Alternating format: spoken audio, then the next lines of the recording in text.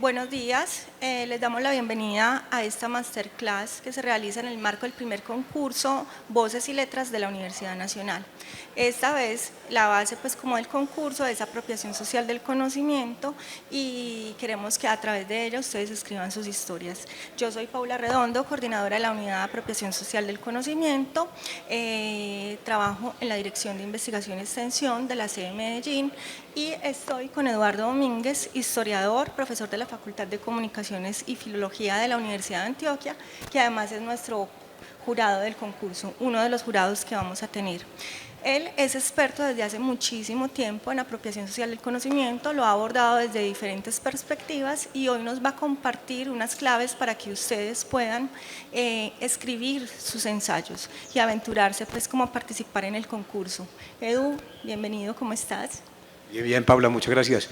A ustedes muy amables por la invitación y bueno, y vamos al grano.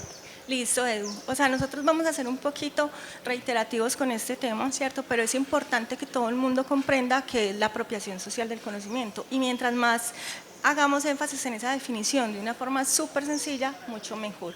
Entonces, ¿qué le dirías a estos estudiantes que se quieren como vincular? Recordemos que quienes pueden participar son los estudiantes de Medellín y de Manizales. ¿Listo? Correcto. Bueno, no, es que con las definiciones hay veces se van congelando de manera tal que se vuelven incomprensibles. Con la apropiación social del conocimiento empezó una campaña a mediados de los años 90, apoyados por Colciencias, con la idea de que, bueno, el conocimiento hay que democratizarlo, el conocimiento hay que compartirlo, no se puede seguir quedando en las bibliotecas y en los anaqueles de las casas y de digamos, de las oficinas personales, sino que debe salir a ser compartido por toda la gente que pueda usarlo. Pero entonces, ¿en qué consiste? No le decían al principio, hombre, es imposible que haya apropiación social del conocimiento de la física, porque para eso necesitamos que la gente sepa matemáticas y que maneje muy bien todo lo que tenga que ver con los números y una abstracción y un lenguaje muy preciso. Entonces nos pusimos a observar qué se va a hacer con esto para que la gente comprenda que nosotros, desde cualquier ámbito social y cultural en que estemos, somos susceptibles de apropiarnos el conocimiento científico y el no científico que circula en la sociedad. Es decir, lo que hay que hacer es desmitificar, en primer lugar, el conocimiento y el conocimiento científico. Segundo, quitarle ese hálito como de milagro. Ustedes no han visto que por ahí dicen un científico, descubrimiento de tal cosa en la universidad tal. Y por lo regular si está en una revista científica seriada, le da mayor peso y mayor autoridad y se supone que eso ya es un conocimiento. Pero yo creo, y lo que hemos debatido hace mucho tiempo, es que el conocimiento, primero, hay dos maneras de saber algo. Uno, por la experiencia propia, ese diría uno que es el saber. La gente sabe, todo el mundo sabe. Entonces no hay nadie que ignore. Una madre de familia, por el hecho de ser madre y por el hecho de criar, ya tiene un aprendizaje y va acumulando una serie de saberes que puede llevar a transmitirlos y que puede ponerlos en circulación.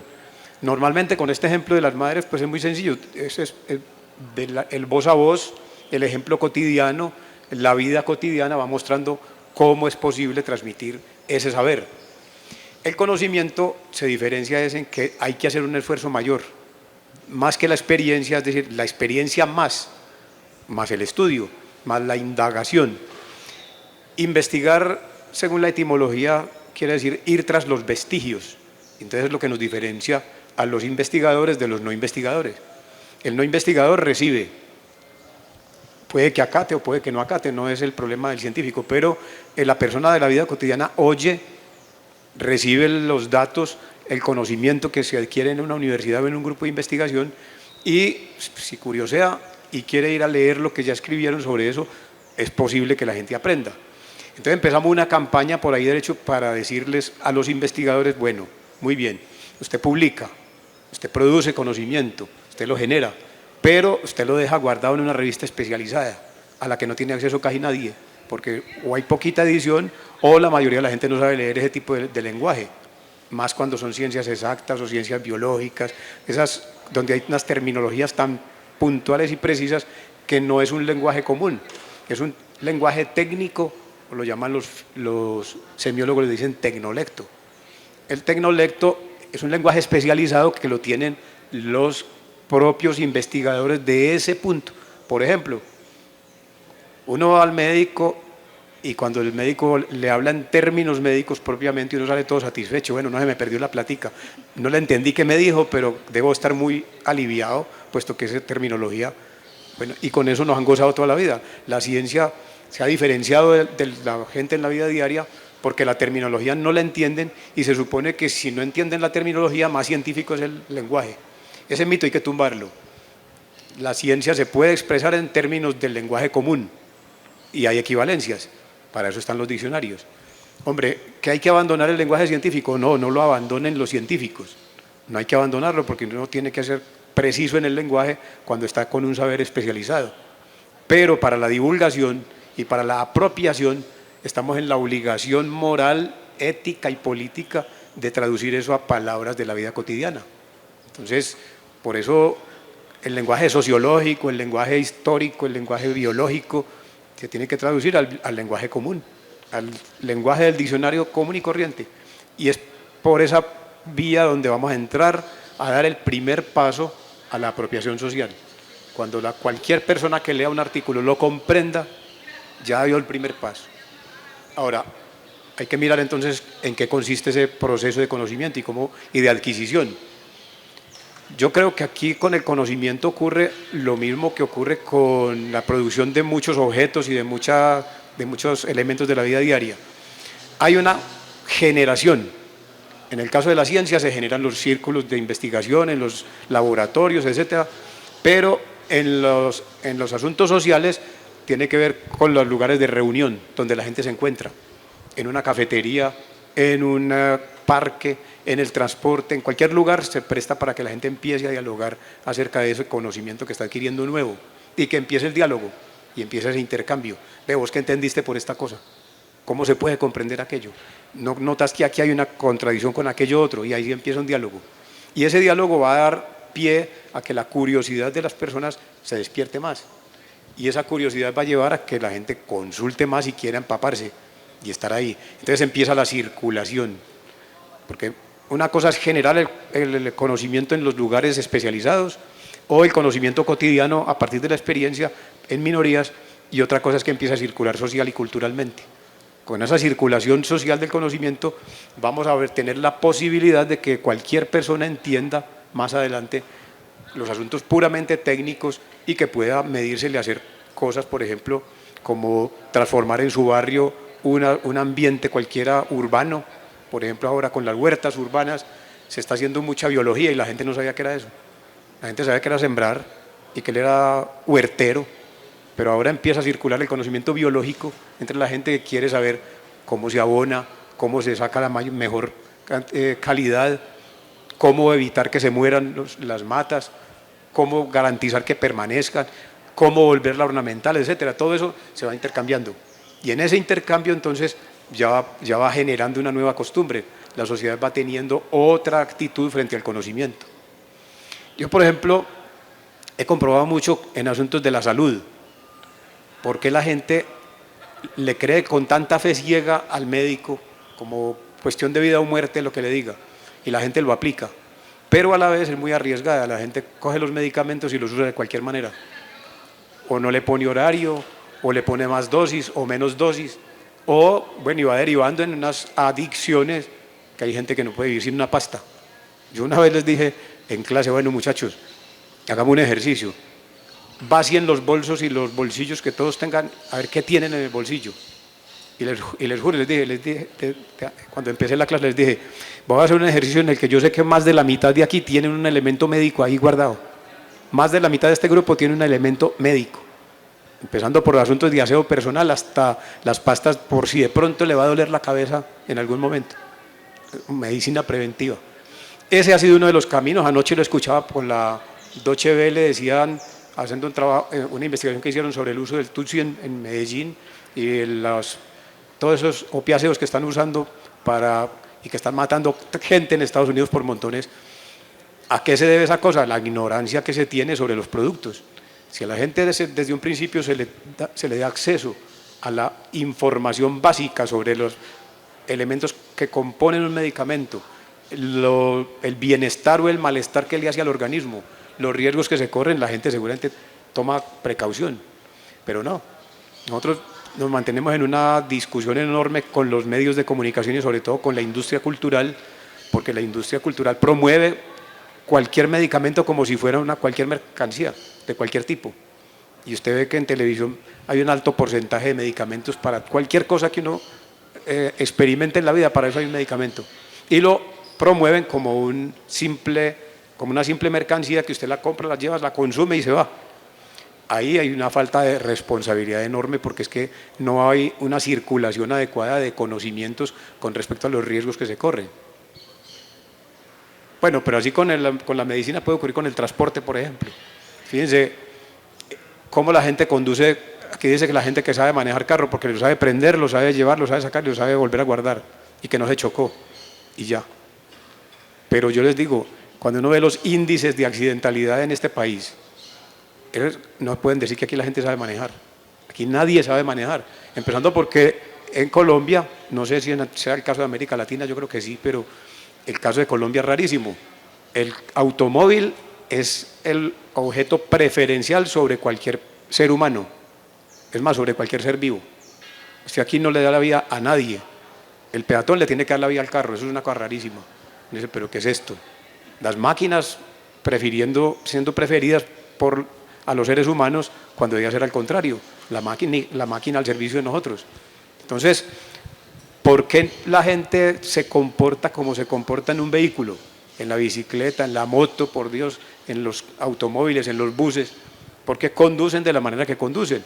Por falta de información y de conocimiento acerca de los altos riesgos y de la accidentalidad que tiene una ciudad. Porque esos datos nunca salen, pero salen como cifras que se sacan en la prensa muy escandalosas, muy escalofriantes, pero no educativas. Entonces, la consigna de apropiación social del conocimiento es que cada vez la capa de beneficiarios del conocimiento en todas las áreas se amplíe y se amplíe en la sociedad.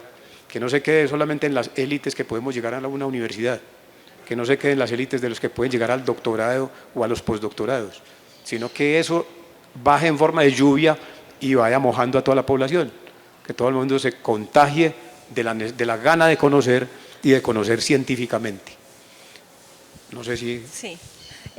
Bueno, me parece súper interesante lo que estás diciendo, Edu, porque precisamente nosotros no estamos discriminando por profesiones, ¿cierto?, en la convocatoria, sino que estamos incluyendo a todo el mundo. Lo que podría hacer pensar, listo, desde las matemáticas, ¿cómo escribo sobre la apropiación social del conocimiento? Porque es muy fácil pensarlo desde las ciencias humanas, pero desde esas otras ciencias, ¿cierto? Y estás hablando de algo súper importante y es que la apropiación va de la mano de la divulgación. Si Claro. no hay una buena divulgación del conocimiento, entonces no habría apropiación. Entonces voy a la pregunta, ¿cierto? Según lo que yo te escucho, digamos que la apropiación social del conocimiento necesita de la disrupción, Sí. ¿cierto? O sea, no podemos seguir haciendo las cosas de la misma manera en que venimos haciendo las cosas porque necesitamos que esto se democratice, ¿cierto? ¿Qué recomendaciones, cierto, le podríamos dar a los estudiantes para que puedan escribir sus ensayos, así hayan experimentado en un proyecto, en un grupo de investigación con sus profesores, en su comunidad, ¿cierto? O no lo hayan experimentado, porque yo puedo también, pienso yo, ¿cierto?, como reflexionar sobre la importancia de la apropiación social del conocimiento para mi formación, ¿cierto?, para mí como futuro profesional o como profesional en formación que soy. ¿Sí me entiendes? Correcto. Es que fíjate que se dice que hay que ampliar las bases sociales para que el conocimiento fluya y circule, pero también para que la gente lo aplique. La primera recomendación que yo le hago a quien vaya a escribir sobre estos asuntos de la apropiación social es que le quiten los mitos a todo. Primero, que no crean que eso es una especialidad. Eso no es una especialidad, hombre. Eso es una experiencia que se puede ir teniendo y que se va construyendo poco a poco. Que se acerquen a los conocimientos con la responsabilidad de estar comprobando si eso que está afirmando o que va a afirmar tiene validez o no tiene validez. Y quién le ha dado la validez y de qué manera. En algunos casos los da la ciencia, los científicos, los que han investigado y que llevan la voz cantante en la investigación, listo, ellos dan como el aval. Dicen, sí, eso es válido, eso es cierto, eso es tal cosa. Pero El otro aval es el que la experiencia propia le va dando a uno para decir esto sí sirve o no sirve. Eso se puede, es necesario o se debe, o se puede construir o no se puede construir. Cómo aplicar en la vida diaria cosas que son tan abstractas como la matemática, hombre, con cosas tan sencillas como por ejemplo la experiencia que hicieron varias escuelas en la pandemia, cuando tocó encerrar a todas las personas en la casa porque la pandemia nos impedía salir, tuvieron que romper los muros del colegio y decir, bueno, la matemática no se puede seguir enseñando por micrófono y por televisión para la gente. ¿Cómo vamos a hacer que los niños aprendan aritmética con lo que tienen en su casa? Entonces los pusieron a jugar con todo lo que había en la casa. En las escuelas, por ejemplo, en el municipio de Aguada se hizo un plan especial de educación donde conectaron al niño con su cotidianidad. ¿Por qué? Porque ahí estaban el papá, la mamá, los hermanos, que de un momento a otro se vieron todos juntos, dizque estudiando. Entonces, ¿cómo van a estudiar? ¿Ustedes van a encerrar con su libro allí?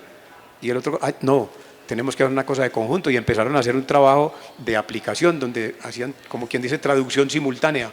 Usted está leyendo algo sobre biología y vea que aquí hay unas maticas donde lo podemos comprobar, o vea sus animalitos donde podemos hacer las pruebas, o vean los fenómenos atmosféricos, está lloviendo o está haciendo sol, y todo eso va como lo cotidiano poniéndose a tono con lo que la ciencia tiene en los libros muy encerrado y muy para especialistas. Esa es la traducción que hay que ir haciendo.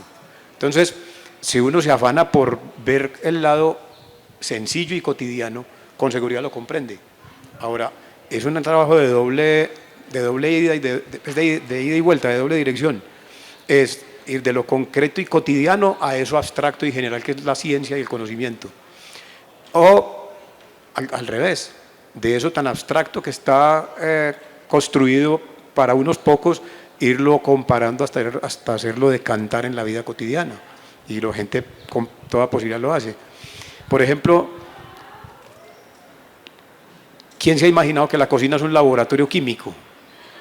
Bueno, no lo dicen eso, pero pónganse a ver, era que uno lo que hace es combinar en una cocina, combina puros químicos y orgánicos e inorgánicos, y que algunas veces envenenen a otra persona con un tinto, puede, pero lo que ocurre es que eso es una experiencia de laboratorio.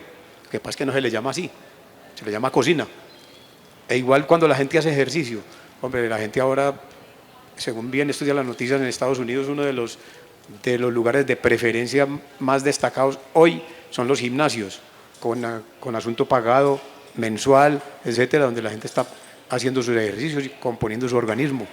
Pero es que en la vida diaria la casa de nosotros es un gimnasio. Uno puede hacer todo tipo de ejercicios si se da cuenta de qué se trata. Si tuviéramos una asesoría permanente en relación con cómo tratar el organismo, el cuerpo, en función de los espacios que tenemos y de las labores que tenemos que hacer, con seguridad nos enfermaríamos menos, con seguridad. Entonces, esa es la apropiación del conocimiento. Cuando uno dice, sí, está muy bien, usted sabe que tiene que hacer una cantidad diaria de ejercicios, pero no es que le están diciendo que tiene que salir en pantaloneta y a trotar, no, le están diciendo que haga ejercicio, que se mueva, y que diariamente debe gastar una cantidad de tiempo indispensable para que su organismo reponga la energía. Entonces usted lo aprende en esos términos tan fáciles, lo va apropiando, y de eso es lo que se trata.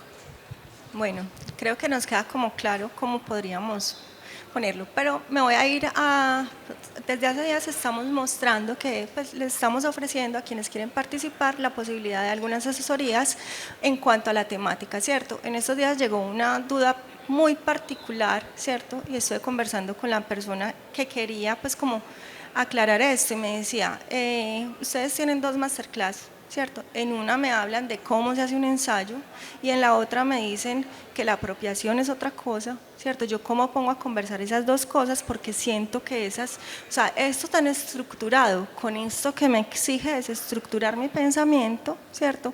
Para pensar ya como en esta nueva manera de hacer, cómo hago para que eso funcione. Entonces, ¿cómo podrían los estudiantes y las estudiantes que quieren abordar los temas de apropiación social del conocimiento, ¿cierto?, hacer un ensayo sobre apropiación social del conocimiento sin sentir que el formato los limita o que la apropiación social del conocimiento los hace embolatarse, perderse? A la gente le da mucha dificultad hablar de ensayo porque es que casi siempre hablan del ensayo científico. Y el ensayo científico tiene unas reglas fijas, como todo en la ciencia, hay unas reglas que hay que seguir. Yo creo que ese dique hay que tumbarlo y decir, vamos a hacer un ensayo, pero no es el ensayo científico propiamente dicho, es el ensayo literario. Usted puede hacer una ensoñación y cualquier experiencia de la vida diaria le puede servir para empezar a escribir, cualquiera. Si soñó y usted quiere hacer un ensayo sobre lo que sería la apropiación de las teorías del sueño, entonces del psicoanálisis y de Freud, listo, empiece a estudiarlo si está en el nivel universitario. Si no está en el nivel universitario como para meterse a esos libros, empiece a consultar con quienes conocen y empiece a elaborar una reflexión propia. Porque es que ensayar es, como su palabra lo indica, es un intento. Intentar comprender a la manera en que yo lo puedo hacer con mis condiciones de vida, con mi modo de comprender, con mi modo de entender, con mi lenguaje.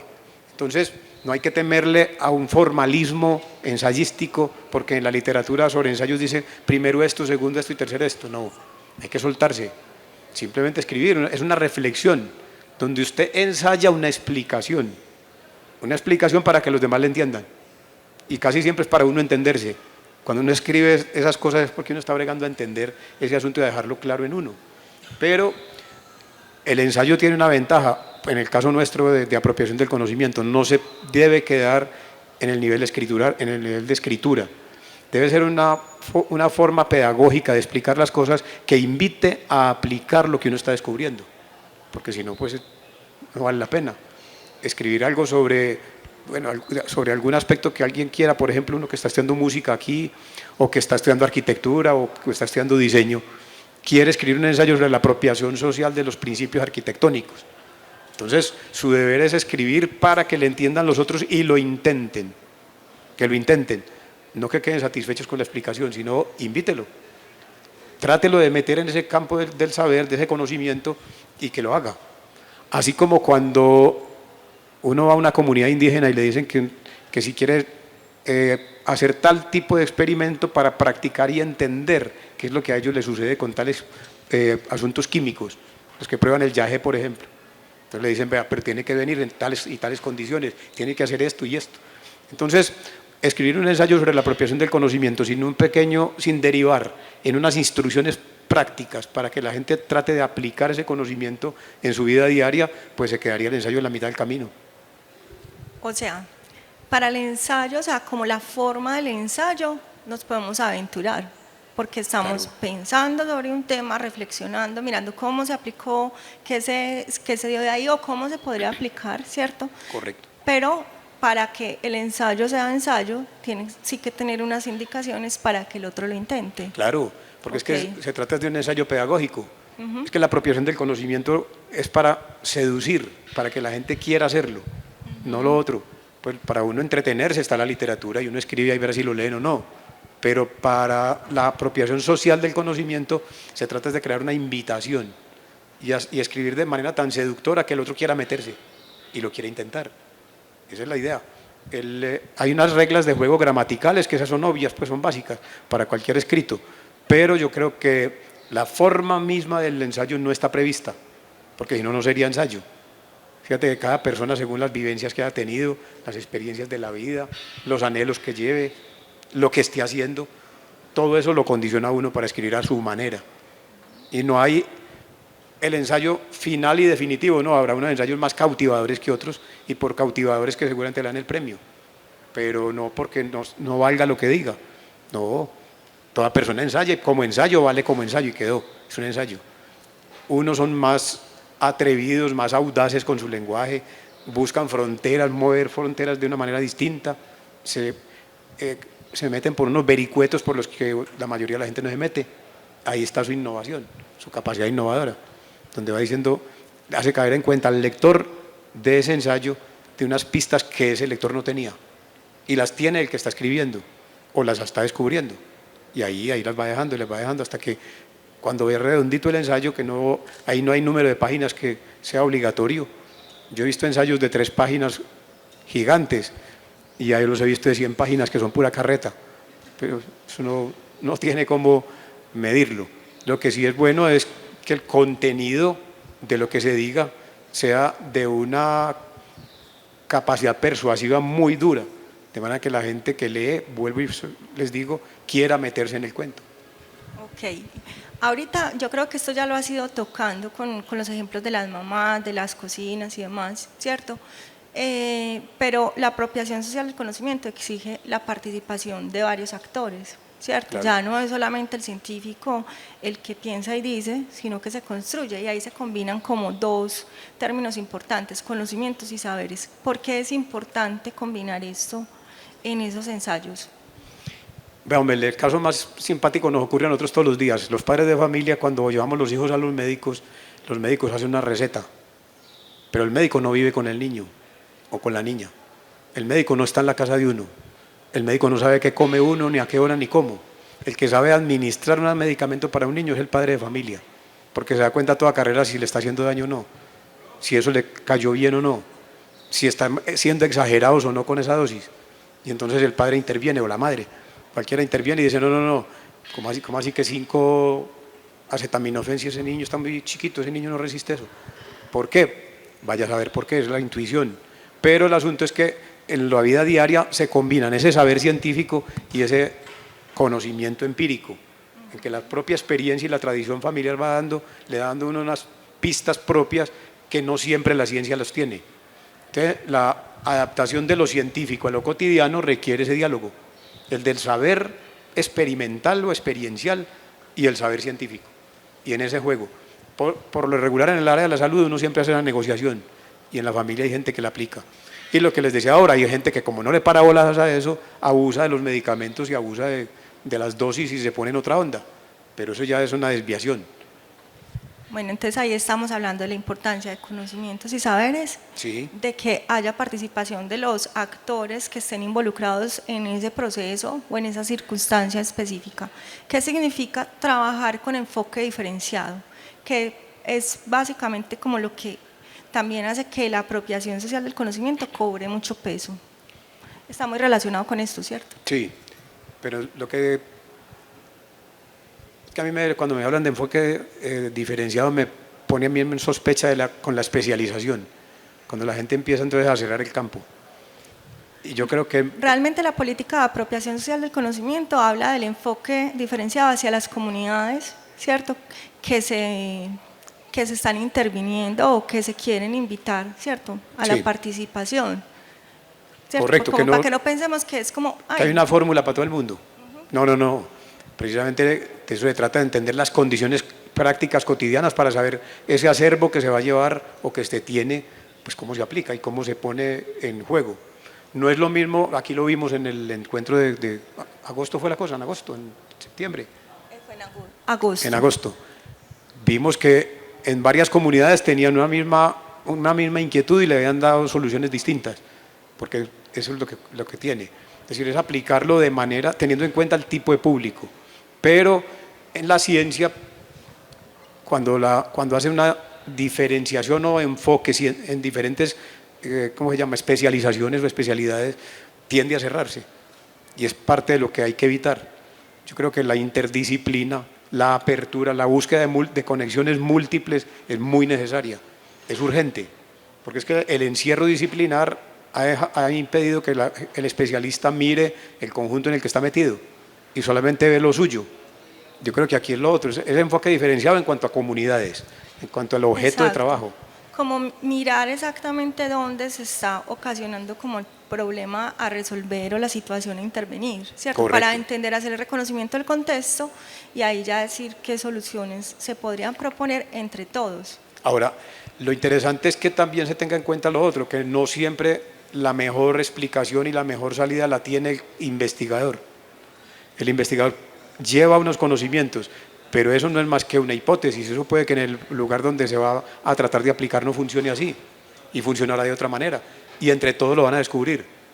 Lo importante es saber que se puede arriesgar. Tocas un tema muy importante porque este incluso pues es como de sumo interés también incluso para los investigadores, ¿cierto? Que ya son reconocidos, pero todos estos estudiantes que se atreven a pensar en la apropiación social del conocimiento son investigadores en formación o futuros investigadores, ¿cierto? Ellos cómo pueden empezar a entender que la voz del otro, ¿cierto? También tiene mucha importancia, así no tenga tanta formación académica como tú decías, tener la posibilidad de estar en la universidad y tener muchos títulos. O sea, ¿cómo nosotros podríamos pensar que el otro, que no ha estudiado lo que yo estudié, no ha vivido lo que yo he vivido en cuanto a lo académico, ¿cierto? Es válido? Sí, es que es buscar el contacto entre ese conocimiento especializado y científico con el conocimiento vernáculo, el conocimiento popular, la gente que vive, qué hace, cómo piensa. No hay punto de vista equivocado por absurdo que se vea, no lo hay. Lo que pasa es que visto con una sola mirada, con un solo criterio, con seguridad, si yo como investigador me reduzco a lo que dice mi ciencia y no me muevo de ahí, con seguridad la gente no tiene nada que decir con respecto a los asuntos donde la matemática está comprometida, donde la física está comprometida, porque no es del saber popular. Pero es que una cosa es lo abstracto y universalizante de la ciencia, que por lo regular se queda en el aire, a cuando hay que llevarlo al terreno, al piso cotidiano. Fíjate, un agrónomo puede saber, bueno, sabe enormemente de la ciencia de la agronomía, pero no alcanzan nunca a reemplazar a un campesino que está poniendo a producir su tierra. Él la mejora, el agrónomo la mejora, el agrónomo le puede dar pistas, le puede dar nuevas salidas, pero el que tiene el conocimiento concreto de la relación orgánica con la tierra es el campesino. El agrónomo es un asesor.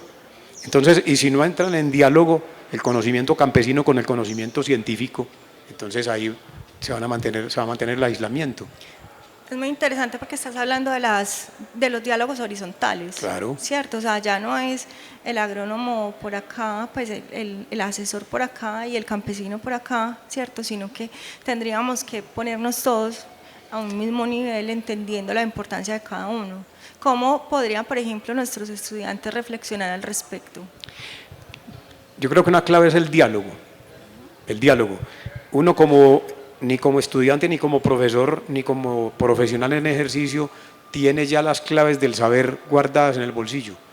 Eso no es así. Uno todos los días está teniendo que probar, poner a prueba esos conocimientos que aparecen como tan duros y tan firmes, ponerlos a prueba en lo cotidiano, a ver si dan o no el resultado que se está esperando. Y los resultados no siempre son el mismo. Hay diferentes resultados. Entonces, el que está ensayando, el que está escribiendo, no tiene por qué pensar ofuscar su mente pensando que está bregando a llegar a lo cierto, a lo definitivamente cierto. No, es un ensayo. Estamos a tientas. Inténtelo. Hay que aventurarse. Hay que aventurarse. O sea, correcto. Como tú lo dijiste ahorita, no van a ser ensayos más buenos que otros, sino que inevitablemente tenemos que elegir unos. Correcto. ¿Cierto? Lo que pasa es que hay unos que tienen una capacidad de escribir tan entusiasmadora, tan seductora, tan invitadora, tan convocante, que se gana la atención. Entonces uno dice, hombre, esta persona está muy bien sintonizada para promover la apropiación del conocimiento, va a ser un buen divulgador. Yo lo digo por la experiencia docente, hombre, uno cuando llega como profesor, si llega con el prurito de que se lo sabe todo y que los que están ahí sentados no saben nada y que entonces tienen que aprender lo que yo sepa, que queden como yo, ahí la embarró, ahí ya usted no es profesor, usted ahí es un dogmático. Usted puede ser ahí una autoridad, pero no se va a hacer entender nunca. Si usted no pone a tono su conocimiento con el conocimiento que viene en las personas que llegan, entonces le va a quedar muy difícil dar ese paso del conocimiento exquisito encerrado al conocimiento divulgado, el conocimiento apropiado y aplicado. Esa es la diferencia. Bueno, Eduardo, toda confianzuda. A ver, ya para ir cerrando y para que miremos a ver si hay alguna duda con las personas que nos acompañan, ¿cierto? ¿Por qué es importante que nuestros estudiantes se aventuren a pensar y a ensayar sobre la apropiación social del conocimiento? ¿Cierto? O sea, ¿cuál es el plus de esto, más allá del premio que tenemos, más allá, ¿cierto? Más allá de concursar y competir? ¿Por qué es importante ponerlo esto? Mira que es que en el acto de escribir hay un ingrediente nuevo en relación con el que lee. Cuando uno lee, bueno, listo, ahí está, pero cuando uno escribe, no solamente lee, sino que es que repasa y está volviendo a construir. Uno deconstruye y construye cuando está escribiendo, y eso es un ejercicio intelectual de los más valiosos que se puede tener. Cuando uno está frente a un papel en blanco y tiene Ahora pues es muy elegante porque es con computadores, antes era a mano y después fue en teclado, en una máquina de escribir. Pero uno al principio le da como ese vértigo, y yo qué voy a decir. Pero después que empieza a elaborar, uno echa pinceladitas, echa ideas por allí, otra idea por allá. Todos los estilos de escribir son diferentes, pero lo primordial es pensar no que desde la primera sentada usted va a hacer un trabajo ya aceptable y duradero, sino que usted va a tener que ensayar muchas veces, va a tener que escribir muchas veces lo que quiere, el producto que quiere sacar. Fíjense, por ejemplo, que García Márquez ahora, ayer salió la novela, en agosto nos vemos, esa novela tuvo más o menos unos 15 versiones. Cuando murió García Márquez dejó 10 versiones de esa novela y las 10 las hizo conocer de mucha gente, pero con ninguna quedó contento y no se había atrevido a publicar. Cuando ya estaba terminando su obra, el hombre lo cogió ya el Alzheimer y no lo dejó pensar. Entonces la novela se quedó escondida. Y le había dicho a los hijos, vean, no vayan a publicar eso que yo no estoy contento todavía. Y entonces hoy me mandan por ahí una nota en internet que me dicen que los hijos decidieron publicarla ante los consejos de los que lo leyeron posteriormente y dijeron, aquí hay una obra maestra del maestro. Él no estaba contento, pero una de las 10 versiones es esta que puede estar, estaba en Estados Unidos. Y la rescataron y la publicaron. Igual va a ocurrir con los ensayos. En ensayos no es una vez una escritura, hay que escribir muchas veces. Hay veces está uno como muy, lo que llama uno muy encarretado, muy inspirado, muy bien dotado y es capaz de escribir una cantidad de páginas de un tiro. Otras veces escribe media página y ya queda fundido y se le agotan las neuronas. Entonces vuelve y espera y hasta que se refresca y vuelve y sigue. Eso es un asunto de labor permanente y de labor constante. Hay que estar yendo y volviendo sobre el texto, yendo y volviendo. Revise, vuelve y mire, ponga en consideración. Ojalá le hagan los amigos una crítica a la gente que lo conoce, le den consejos hasta que finalmente se atreva y lo mande. Que tenga en cuenta el cronograma, eso sí. Exacto, no se vayan a quedar pensando mucho. Ok, miremos a ver si hay alguna pregunta entre las personas que nos acompañan.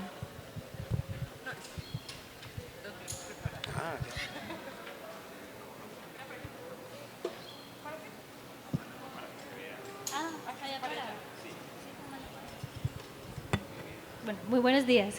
Hola, joven.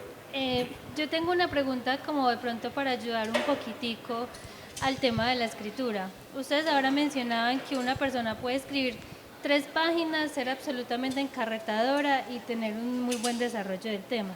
Como hay otros que pueden escribir 100 y es un tema un poco plano. ¿Qué consejos o cómo hace uno, qué recursos pueden haber para uno ir atrayendo como al lector? No sé si una anécdota, un recurso literario, pero como qué de pronto tipsitos se pueden dar para uno lograr tener una escritura un poco más encarretadora. Yo creo que hay 2 pasos iniciales. Uno, perder el miedo. Perder el miedo, es decir, siéntese sin vergüenza a escribir. Te sientas escritor desde que cogió el lápiz. Sin vergüenza.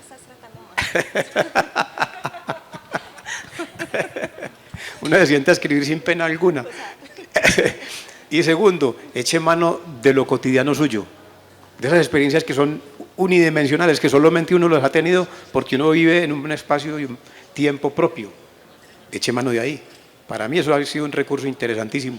Yo que me meto con ese mundo abstracto de las mentalidades y de las ideologías, de los imaginarios, dime, bueno, ¿eso cómo se come? Eso, en ese término es que hay que ponerlo. Eso cómo se entiende en la vida diaria. Entonces parta de sus experiencias de la vida diaria. Puede ser imaginándose a la hora en cualquiera de las actividades que uno hace en la vida cotidiana, pero engancha al lector con lo cotidiano. Nosotros teníamos un prurito en Colombia, yo lo padecí mucho tiempo y me criticaron mucho. Le agradezco mucho a una hermana mía que murió ahora en diciembre, que siempre me decía, vea, si usted quiere ser profesor, cuando yo era pues sardino, me decía, si usted quiere ser profesor, hágase entender, usted escribe muy enredado. Porque a mí me daba el prurito era escribir lo filosófico, tener una actitud griega. Dije, no, señor, es que estamos en Medellín. Escriba para los paisas, escriba en su cotidianidad, pero no haga ridiculeces. No se ponga a hacer ridiculeces, no haga chistes flojos, no haga ese tipo de cosas que no salen y que alejan a la gente. Yo creo que es hacer sentir al lector que está en un mundo conocido y que si no lo ha conocido lo va a conocer ya prontico. Esa es la clave. ¿Alguna otra? Bueno, mientras piensan, yo tengo una, pues no sé si es pregunta o como afirmación, no sé.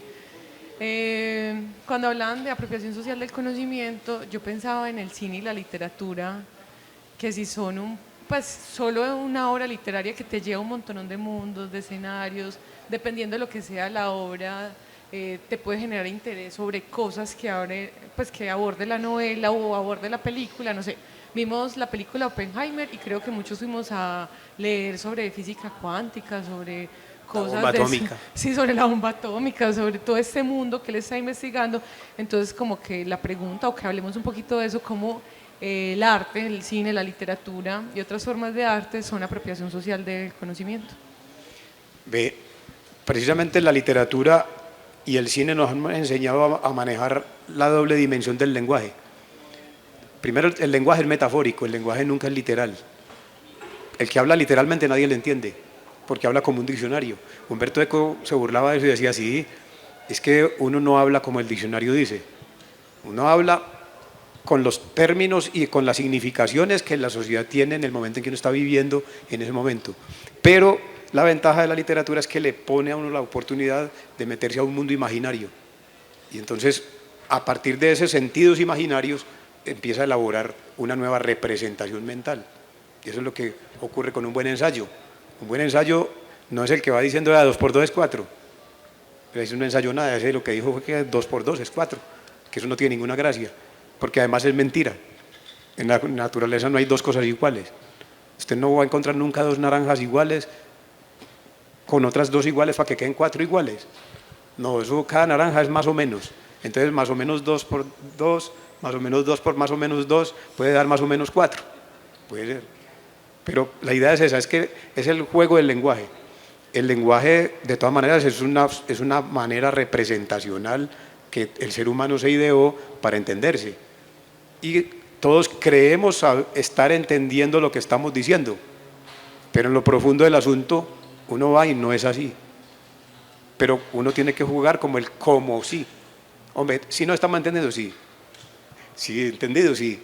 Cree uno cuando le dice, bueno, a ver, ¿qué fue lo que entendiste? Y sale otra explicación. Entonces, es por la variedad que uno tiene en el lenguaje y en la imaginación. Uno está constantemente pensando, el ser humano es así. Dele, y dele, y dele, y dele. Entonces, del cine y de la literatura, lo que podemos nosotros, o debemos rescatar es la capacidad imaginativa y el perder el miedo a la ensoñación. Porque es que cuando uno cree que todo tiene que estarlo demostrando literalmente, no. Les vuelvo y les digo, Humberto Eco decía, el diccionario tiene unas definiciones denotativas. Aguacate, fruto tropical de la ciudad de del territorio de Centroamérica, etcétera, etcétera. Bueno, ahí como definición. Pero con esa definición uno no podría entender por qué un ecuatoriano le da aguacate cuando pelea con la novia. ¿En serio? Esa es la canción del aguacate. ¿Te acuerdas? Esa canción que dice, tú eres mi amor, mi dicha y mi tesoro, mi solo encanto y mi ilusión. Aguacate, okay. Se llama el aguacate. Y uno decía, pero ¿de dónde está? ¿En cuál parte están hablando de un aguacate? En ninguna parte, están hablando de una tusa. Nosotros decimos tusa. Y para nosotros tusa es lo que queda del chocolo cuando le quitan el grano. Entonces, fíjese, esos juegos metafóricos son los que ayudan mucho a la comprensión. Ok, voy a meter un poquito aquí como la pata, y es porque me parece interesante esa pregunta que haces, Meli, para que también hagamos como un poquito de énfasis en eso. O sea, tanto el cine como la literatura, ¿cierto?, tienen como referencia al mundo, ¿cierto? Antes, cuando no teníamos la posibilidad de visualizar este mundo como tal, que ya lo podemos ver, nos metemos en Google y podemos ver incluso quién se cayó en una esquina, ¿cierto? Es muy fácil escribir cómo se cae una persona en otra parte, ¿cierto? Así no hayamos ido hasta allá. Entonces, antes la gente se tenía que inventar todo, ¿cierto? Todo el asunto. Ahora el cine y la literatura tienen muchos elementos y la mayoría de todas estas obras están construidas a partir de la investigación, ¿cierto? Pero esa responsabilidad con la investigación no está en todas partes. Y voy a lo del ensayo. O sea, ensayar no es que me libera a mí de investigar, o sea, no me voy a inventar, o sea, ahí hay una responsabilidad académica muy importante a tener en eso, ¿cierto, Edu? Claro, claro. Vea, en estos días estuvo por aquí Dazo Saldívar. Ustedes se acuerdan que Dazo Saldívar es el autor de la novela más, perdón, de la biografía más destacada en el mundo sobre Gabriel García Márquez.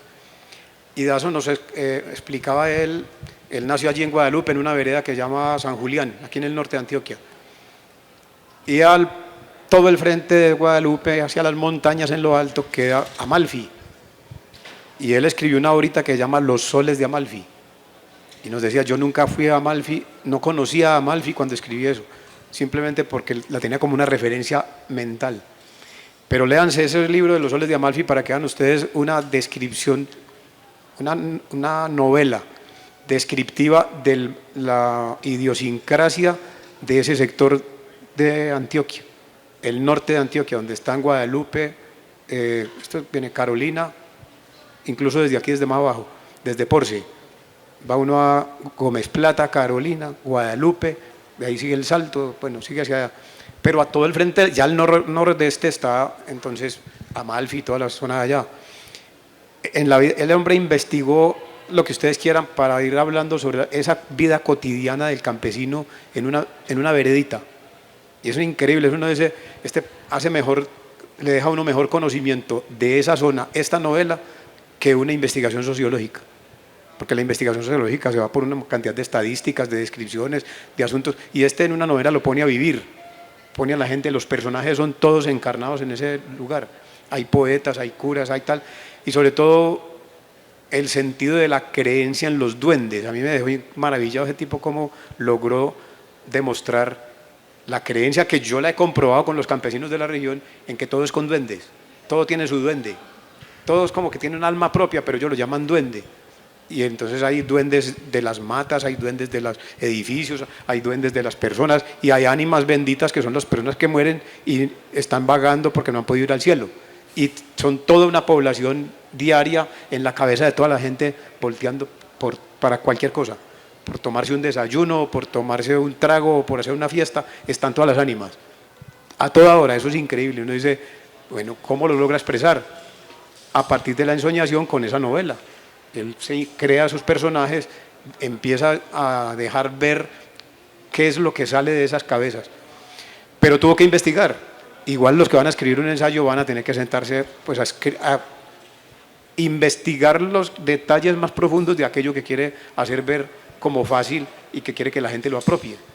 Por eso les digo, en la capacidad persuasora, la capacidad seductora se va a avivar cuando usted empieza a entregar unos detalles que el común de la gente no ha entregado, cuando usted empieza a decir cosas que la otra gente no las ha pensado. Ahí sí está usted ensayando algo que le permite a la gente ver, hacer caer en la cuenta. Es como cuando uno mira un árbol y no todo el mundo mira de la misma manera el árbol, ni ve las mismas cosas en ese árbol, sino que cuando es un agrónomo le dice a usted, vea, mire esto, ese detalle, mire esta otra cosa. Entonces el ensayista es eso, es como una persona que busca un ángulo para mirar algo que los demás no están haciendo, porque no están ubicados en ese ángulo. Entonces ese es el lugar de preferencia del escritor, es el que tiene que buscar. Bueno, ¿alguna otra pregunta? ¿No? Bueno, vamos a cerrar ya pues acá. Les recordamos a las personas que estén interesadas en participar, que pueden ser estudiantes de pregrado y posgrado de las sedes Medellín y Manizales, que estamos hasta el 18 de marzo, tenemos abierta la convocatoria. Si todavía no conocen bien los términos de referencia o necesitan alguna asesoría o algo, pueden consultar la página que es